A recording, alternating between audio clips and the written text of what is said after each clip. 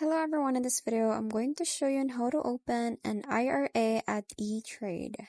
So let's start with the first step, which is to go to etrade.com. So this is now part of the Morgan Stanley. So you just have to click on open an account. So the E-TRADE offers a powerful trading platform with commission-free stock and ETF trades, plus the robust retirement planning tools. So the purple branded interface makes navigation intuitive. Next step is select your IRA type.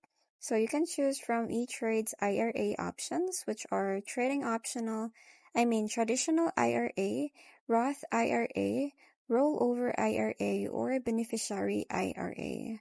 So each card shows the account benefits, contribution limits, and tax advantages. So you can then compare the options side by side to find the best fit for your situation. Next step is complete your application. So you just have to fill in your personal details, which are the legal name, SSN, date of birth, address, citizenship, phone, email, and employment status, and also the employer. So the E-TRADE also asks you to designate a trusted contact person for your account security. Now, a progress indicator shows step 2. So from here, you will just see it. So adding a trusted contact is optional, but it is recommended. So they can be contacted if E-TRADE suspects a financial exploitation. Next is fund your E-TRADE IRA.